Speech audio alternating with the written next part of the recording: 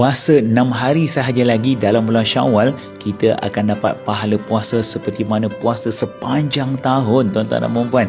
Ya, kita berada dalam bulan Syawal, baru saja selesai 30 hari berpuasa dalam bulan Ramadan.